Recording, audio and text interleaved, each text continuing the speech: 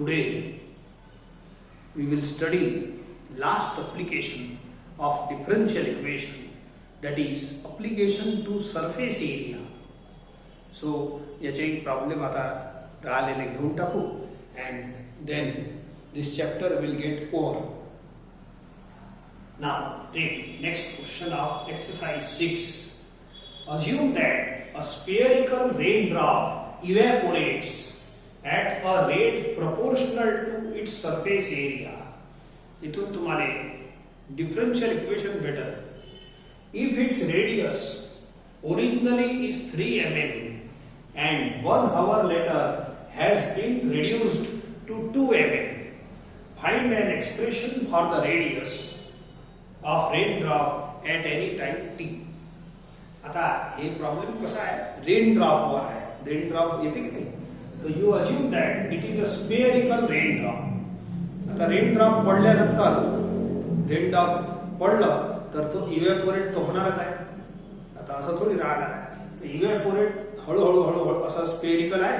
हळू असं समजा आईस बॉल आहे, छोटस आईस पडते की नाही वरून, तो असं छोटसा बॉल आहे असं समजून चाला. तर हे एक्झाम्पल चांगलं समजून जाईल. तो पडल्यानंतर चारी बाजूला इव्हॅपोरेट होत जाते हळूहळू हळूहळू with respect to temperature of surrounding.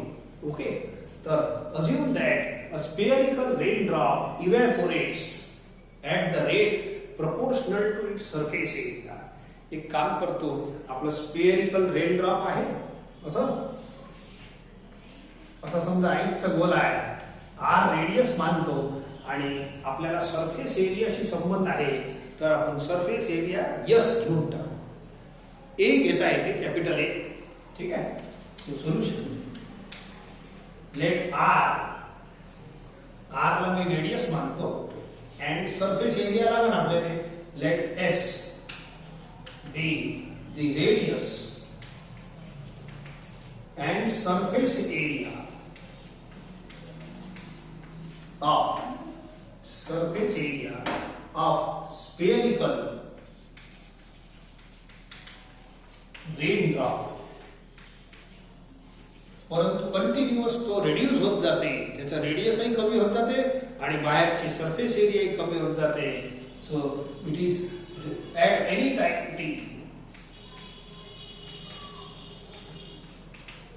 ठीक आहे. आर रेडियसही कमी होत जाईल ॲट एनी टाइम टी. मग एक क्षण असा येते की तो खतम होऊन जाईल. परंतु सध्या आपला रेड्युसिंग वाला प्रॉब्लेम आहे, तेव्हापर्यंतच करायचा आहे. So spherical raindrop evaporates at the rate to the is proportional to surface area. तर spherical raindrop evaporates at the rate कोणाचा, स्फेरिकल रेनड्रॉप इव्हॅपोरेट. मला सांगा इव्हॅपोरेशन कोणाचा होते. जसं इव्हॅपोरेशन कोणा रेडियस थोडी होते, बाहेरची पूरी सरफेस एरिया होते, पूरी सरफेस एरिया. ऑटोमॅटिक सगळंच इफेक्ट होते व्हॉल्यूमवर, रेडियसवर. परंतु जे इव्हॅपोरेशन होते तो रेट कोणाचा घ्यायचा, rate of spherical raindrop evaporation. म्हणजे असं स्फेरिकल सरफेस एरियाचा रेट घ्यायचा. Therefore given differential equation is ds upon dt, as is surface area, ds upon dt is proportional to its surface area. हे पुढचा भाग दिला आहे, पण कोणाचा रेट हे नाही दिला. तर रेट कोणाचा घ्यायचा ते थोडासा डोकं वापरा. Evaporation is of total ball, पुरा सरफेस एरिया. बाहेरचा जे भाग असते त्याचंच इव्हॅपोरेशन होऊन राहणार, त्याचा रेट घ्यायचा आहे. ठीक आहे. Rate of evaporation of surface area. So therefore, so ddt of S घ्यायच. नाहीतरी असंच तर डिफरन्शियल इक्वेशन राहते. आणि हे डिफरन्शियल इक्वेशन आता रिड्युसिंग आहे, म्हणजे डीके वाला प्रॉब्लेम आहे. So therefore ds upon dt is equal to minus ks असं लिहितो. ठीक आहे. where k is equal to constant of proportionality and negative sign असं लिहून घ्या तुम्ही, मी सांगतो. negative sign indicates when t increases, s decreases. Negative sign indicates as t increases s decreases. ठीक आहे, झालं. आता सॉल्व करू, परंतु त्यापूर्वी आपल्याला जे काढायचं आहे रेडियस काढायचा. तर एक काम करू का, यसचा फॉर्म्युला पुटअप करू. एस म्हणजे कोण, स्पिअरचं रेडियस, स्पिअरिकल रेन ड्रॉपचं surface area. S is equal to 4 pi r square formula आहे आपल्याकडे. तर इथं पुट करून आपण पुढचा भाग सॉल्व करू, मग आर मध्ये प्रॉब्लेम येईल. मग हे जे आहे हे कंडिशन नंतर वापरतो.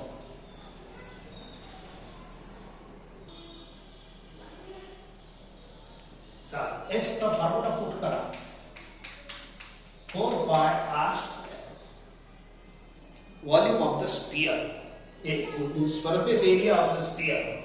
आणि एक काम इकडे करा, मायनस के इकडे 4 pi r square. S where s is equal to 4 pi r square. It is surface area of the sphere. 4 pi is constant, थोड़ा बाहेर पाठवतो. and dt of r square घ्या, 2r dr upon dt minus 4 pi k r square. राहू द्या. so 4 pi cancel होते, 2r इकडे पाठवतो. dr upon dt is equal to minus k r square upon 2r. हे बघा, okay, so minus k by 2 r असा आला. So this is dr upon dt. So this is the differential equation. हे differential equation होता, पण हे s मध्ये होतं. आपल्याला नाहीतरी r मध्ये पाहिजे, तर मी r मध्ये आत्ताच आणून टाकलं. आता याच्यात दोन व्हेरिएबल आहे, s आणि t. याच्यात r आणि t. आपल्याला r मध्येच पाहिजे. So now separate the variables. r इकडे आहे, dt इकडे आहे. हे कॉन्स्टंट आहे k by 2. राहू द्या. Integrating both the side, constant बाहेर राहू देतो. therefore I get the expression log r is equal to minus k by 2t plus c, and it is the general solution. हे काय आहे, जनरल सोल्युशन. आपण हळूहळू सॉल्व करू. So it is the general solution. आता तुम्ही condition वापरा आणि k आणि c ची व्हॅल्यू पुट फाइंड करा. So I will read the problem. हे पहा, if its radius originally is 3 mm and 1 hour later it has been reduced to 2 mm. म्हणजे रेन ड्रॉप जेव्हा पडलं की नाही, ओरिजिनल 3 mm चं होतं. म्हणजे जेव्हा पडलं तेव्हा तुमची स्टॉप वॉच चालू करून द्या. एका तासानंतर रिड्यूस होणार आहे. तर आपण असं एक काम करू. Initially, at time t is equal to 0, radius is 3 mm. जेव्हा पडलं की नाही तेव्हा स्टॉप वॉच चालू करून द्या.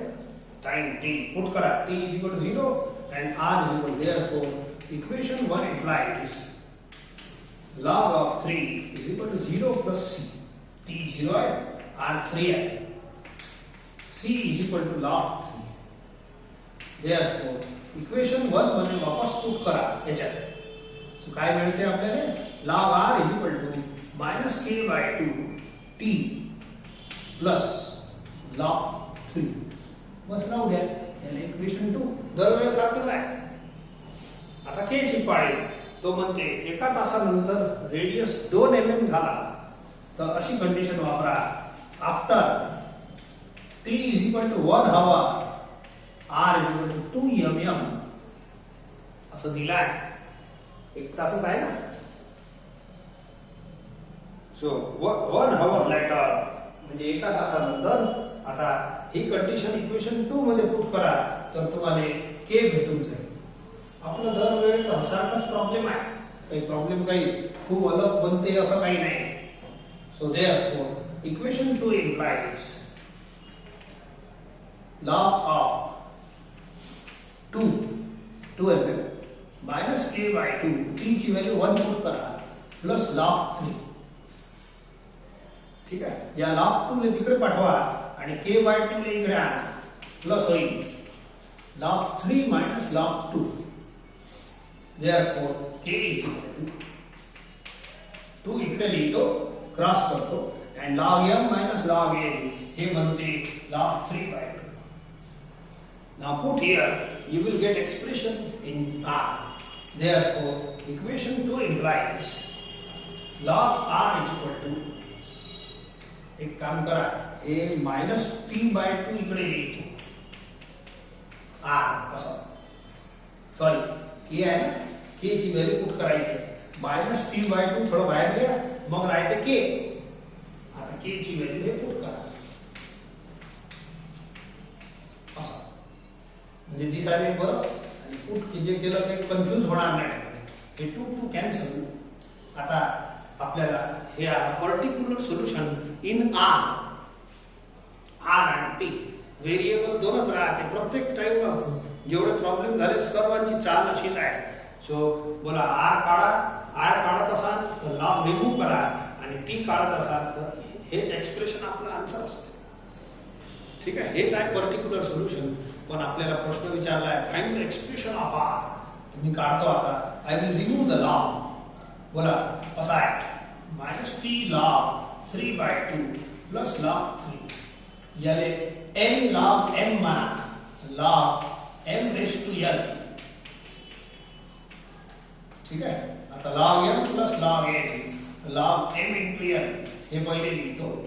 ठीक आहे, हे लिहून घ्या, मग दुसऱ्या स्टेप मध्ये लिहून टाकू. तर सिंगल लॉग दोन्ही साइडला आले तर log कटतात, and I will get this expression. 3 पहिले लिहितो, and this is the expression of r.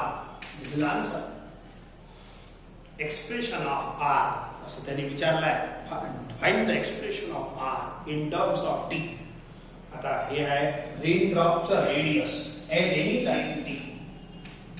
So it is an expression of r at any time t. बस हेच एवढंच विचारलं त्यांनी. 2 तासानंतर 3 तासानंतर प्रश्न नाही विचारला आपल्याला. सो विचारलं असतं तर टी पुट करायचं. टी कोणताही टाइम, समजा टी 0 पुट केला तर बोला हे any number to the power 0 is 1, r is equal to 3. हे पहिली कंडिशन येते. टी इज इक्वल टू 1 तास पुट करा आणि सॉल्व करा. बोला t is equal to 1 put करा, तुम्ही सॉल्व करा, एवढा येणार आहे. प्रत्येक टाइमला येतेच बिलकुल. आता कोणत्याही समजा 2 तासानंतर विचारलं असतं तर टी इक्वल टू 2 पुट केलं असतं. पण त्यांनी तसं नाही विचारलं, नवीनच विचारलं. You keep it expression here only, stop it. हेच आन्सर आहे.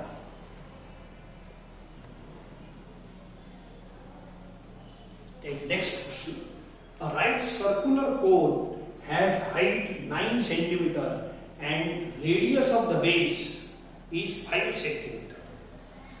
It is inverted and water is poured into it. तर तुम्हाला पोझिशन सांगून देतो. असं एक इन्व्हर्टेड पाण्याची टाकी आहे. ओके, इन्व्हर्टेड पाण्याची टाकी आहे.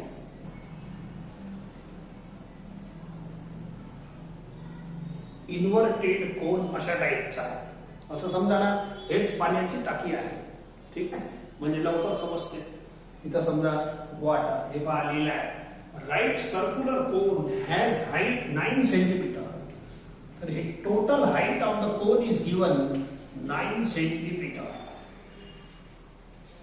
ठीक आहे, and radius of the base is 5 centimetre. म्हणजे हे वाला बेस किती आहे, 5 सेंटीमीटर.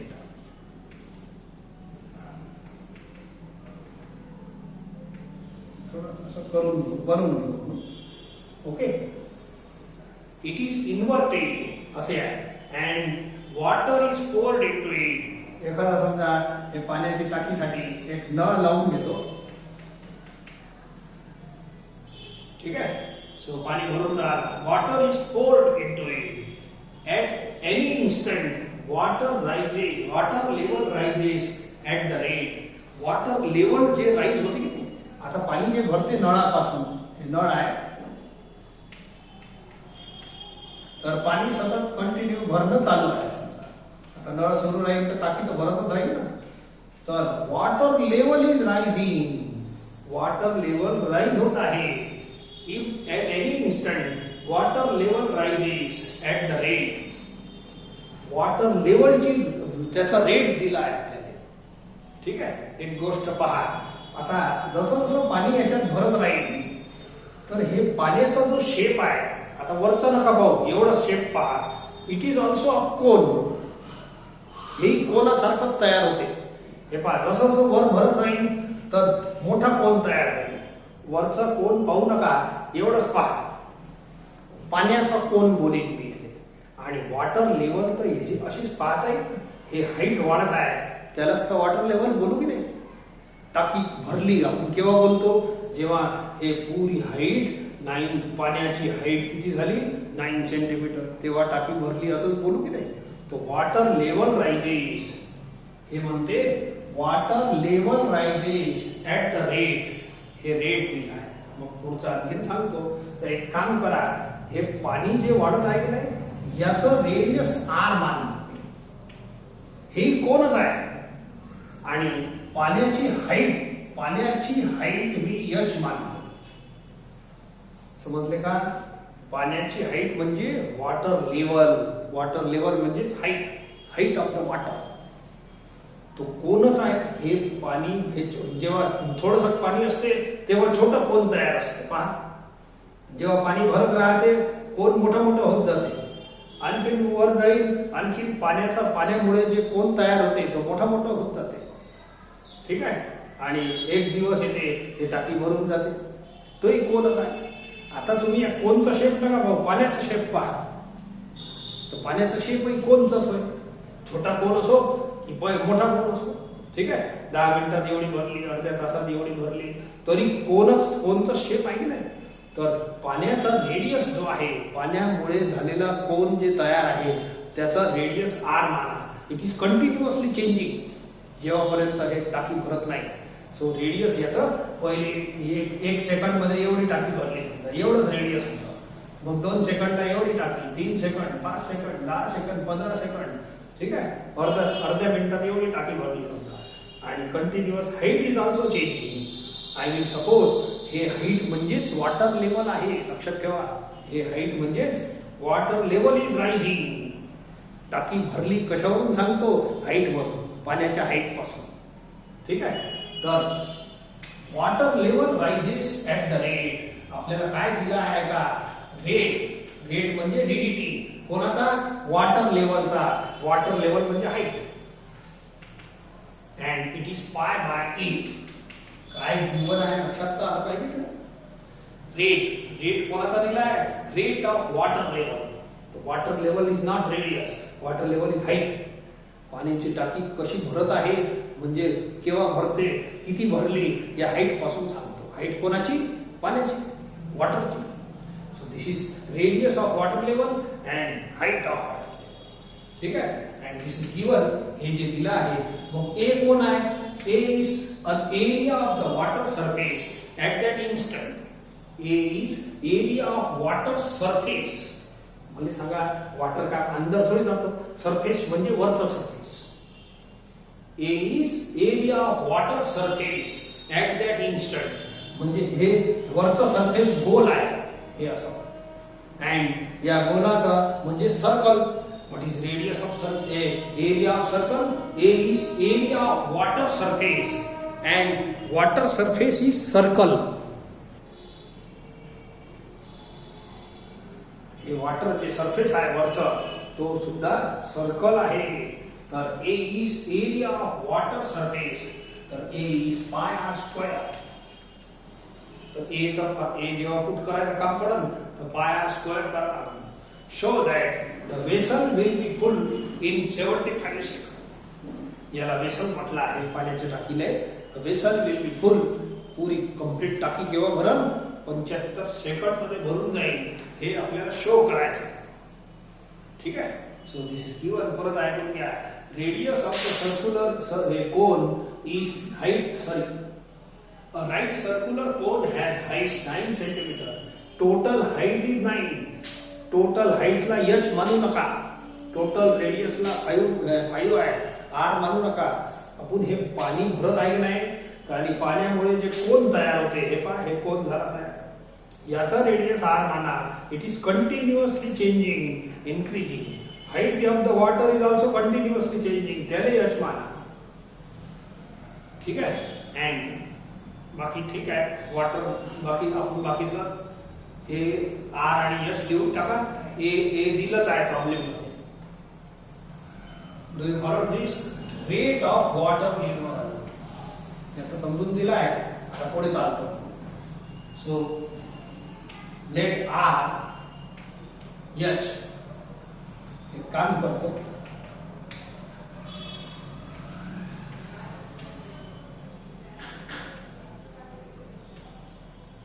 असं लिहितो मी थोड़ा सा late r and h be radius and height of कोणाचा height of कोण नाही height of water level rising water level respectively let r and h be height and radius and height of water level respectively okay so at any time t हे तर लिहायच लागते कारण की continuous बदलत आहे रेडियस कंटिन्युअस हाईट बदलत आहे ठीक आहे so in figure base radius AB is equal to 5 हे लिहिलं आहे सेंटीमीटर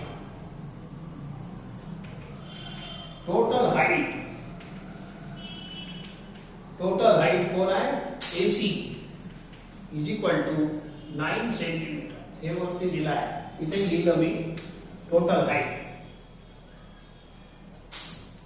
हाइटला h मानायचं नाही तर गडबड होईल हा is area of water surface वरचा वॉटर जे भरलं की नाही वर कोण आहे सर्कल सो ते नंतर घेतो गिवन ए कोण आहे area of water surface is equal to pi r square या वेळेचा रेडियस r आहे आणि रेडियस इज ते सर्कलची एरिया घ्या पाय आर स्क्वेअर एवढं झाल्यानंतर आता आपण गिवन कडे चालतो ठीक आहे सो काय गिवन आहे रेट इथून डिफरन्शियल इक्वेशन चालू होते if at any instant water level rises at the rate तर हे गिवन आहे थोडं हे एवढं मोडून टाकतो प्रॉब्लेम आहे मोडा लागेल and then we write it so therefore given differential equation is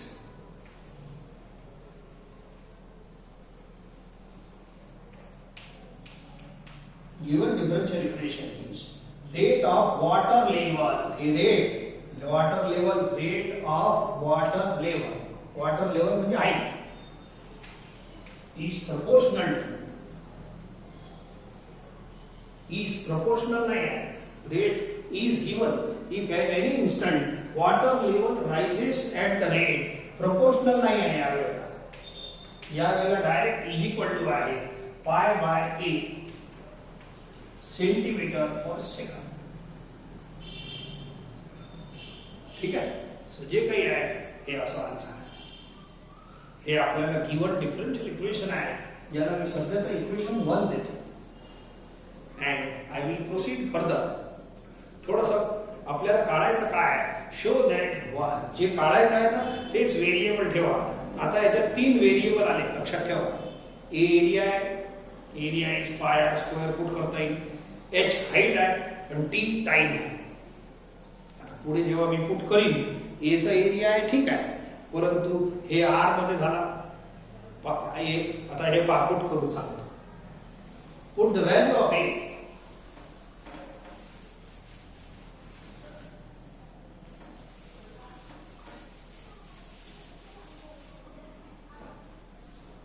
therefore dh upon dt is equal to pi upon pi r square pi cancel dh upon dt is equal to 1 upon r square. हे राहू द्या, याला द्या equation 1. आता problem कसा आहे, आपल्याला प्रत्येक प्रॉब्लेम डिफरन्शियल इक्वेशन सोडवाच लागते. तर हे हाईट आहे. आता या डिफरन्शियल इक्वेशन मध्ये जर मला व्हेरिएबल सेपरेट करायचं काम पडलं तर एच, टी आणि आर 3 व्हेरिएबल आहे. पण साईड तर 2च आहे. 2 साईडला माहित आहे, 2 व्हेरिएबल सर्व सेपरेट करतो, व्हेरिएबल सेपरेबल फॉर्म बनवतो आणि मग इंटिग्रेट करतो. तसं आहे. तर हे एच, टी आणि आर 3 व्हेरिएबल झाले. तिघांचं काम नाही, गोंधळ होईल. साईड 2च आहे म्हणून आता पुढे काय करू, ऐका. See the figure. हे तुमचं डिफरन्शियल इक्वेशन याच्यात रेड्यूस झाला. ए ची व्हॅल्यू पुट केली मी. Now in figure C, in figure बोला triangle ABC is similar to DEC. ABC is similar to triangle DEC. आता हे तर ऑब्झर्वेशन होते. कोणता थेरम लावत बसा, पण हे 2 सिमिलर आहे. बोला corresponding sides are proportional. Therefore बोला AB अपॉन DE, मोठ्या ट्रायंगलची साइड अपॉन छोट्याची करस्पॉन्डिंग साइड. मग AC हाईट ऑफ मोठा ट्रायंगल, छोट्या ट्रायंगलची हाईट DEC ची DC. आणि तिसरी साइड आहे slanting side BC upon EC. ठीक आहे. जे जे व्हॅल्यू माहित आहे तेवढं पुट करा. बोला AB किती आहे, AB च्या खाली पुट करा 5. DE is R, radius of the circle. AC is total height of the cone 9. DC is H, एवढी आहे. फिगर पासून फ्रॉम फिगर एक काम करते. या तिसऱ्या साइडचं आपल्याला काम नाही. देयरफॉर एक काम करा, रेसिप्रोकल घेऊन घ्या. ठीक आहे. रेसिप्रोकल घ्या दोन्ही साइडचा. आर ची व्हॅल्यू काढा सध्याची, मी सांगतो. 5 इकडे पाठवा. 5/9H, that will be equation 2. Put this value of R here. तर हे 2 व्हेरिएबल मध्ये डिफरन्शियल इक्वेशन येईल. Therefore, equate from 1 and 2. From 1 and 2. बोला R square, R ची व्हॅल्यू पुट करा. DH upon DT 1 upon 5/9H square. बोला आता एक व्हेरिएबल मध्ये 2 व्हेरिएबल मध्ये बदलवलं की नाही मी. सो R ची व्हॅल्यू एवढी इथं पुट करा. जरा हे थोडं स्क्वेअर वगैरे करा, चांगलं नाही दिसत. तो हेन्स असं बनते. DH upon DT is equal to 81 upon 25H square. 81 upon, हे स्क्वेअर करा सर्वांचा. And now separate the variable. एकदम मस्त आन्सर येते. H square DH is equal to DT ला इकडे आला, हे कॉन्स्टंट राहू द्या. दिस इज व्हेरिएबल सेपरेबल फॉर्म. आणि थोडासा मी इकडे मोडून आपण इंटिग्रेट करू. सोपा आहे. तर याला इंटिग्रेट करू. इंटिग्रेट हे कॉन्स्टंट आहे आणि इंटिग्रेशन काय सोपा आहे. h³ upon 3 81 upon 25 t plus c, let it be equation 3. हे आहे तुमचं जनरल सोल्युशन. ठीक आहे. h आणि t 2 व्हेरिएबल आहे. c is constant. आता थोडीशी कंडिशन लावून एखादा एकच कॉन्स्टंट आहे याची व्हॅल्यू काढा. इनिशियली बोला at t is equal to 0, जेव्हा नळ चालू करतो आपण पाण्यात, बोला पाणी किती असते 0. Height is 0. वॉटर लेवलची हाईट किती असते 0. जेव्हा नळ चालू करतो at t is equal to 0, h is equal to 0. ठीक आहे. आणि हे दोन्ही व्हॅल्यू पुट करून let us see. h is equal to 0 put करा and t is equal to 0 plus c. therefore c is equal to 0. आता c is equal to 0 equation 3 मध्ये put करायचं आहे. तर असं बनणार.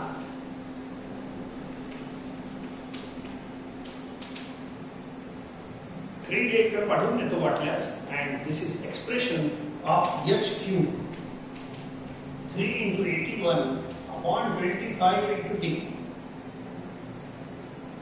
ठीक आहे. आता this is expression you can multiply it is 2 and 3 24.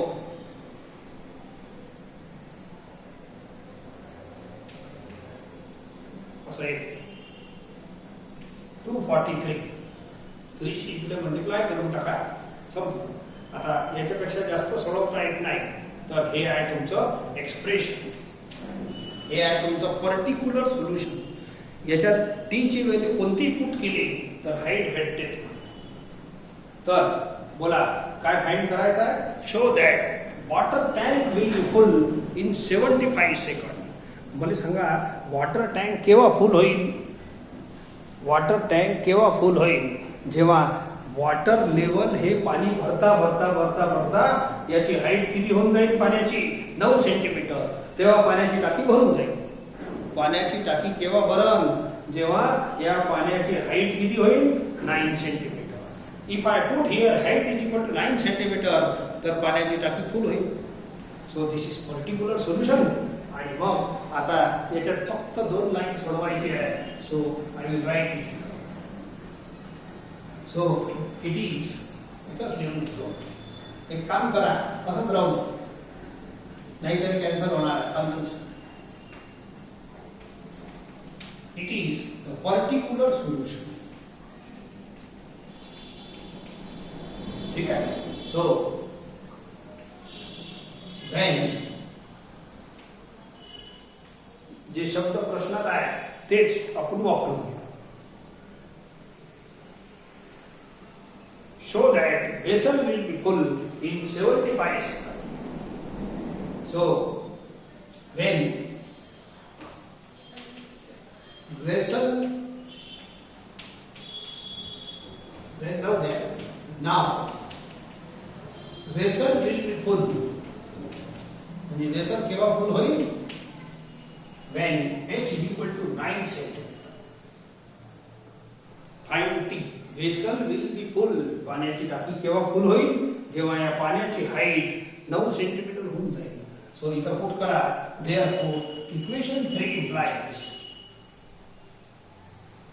9 cube upon 3 is equal to 81 upon 25t. हे जाणून बुजून 3 इथंच ठेवलं, कटणार आहे. 80 क्रॉस करा. 9 cube upon 3, 81 क्रॉस करा. 81 खाली 25 वर. ओके. हे 9 चा स्क्वेअर 81 सोबत कटते, मग एक 9 राहणार शिल्लक. असं हळूहळू कॅन्सल करतो. याचा 9 स्क्वेअर कटलं 81 सोबत. ठीक आहे. आता 3 ला कॅन्सल होते. इथं 3 राहील. 3 into 25 75 होते. समजले का? So therefore t is equal to 75 second. Vessel will be full in 75 second. हे शो करायचं होतं. एक 17वा क्वेश्चन. आता प्रश्नही तुम्ही लिहा आणि सोल्युशनही तुम्ही करा. It is solve problem in before exercise. Exercise सुरू होते त्याच्या आदल्या पानावरच सरफेस एरियाच्या अंडरमध्ये एकच प्रॉब्लेम सॉल्व आहे. तो हे कोणचाच आहे, असंच इन्व्हर्टेड कोणचा. एक झालाय, आता मी केलं. एक तुम्ही करजा आता. It is solve completely in the text book. So you complete it.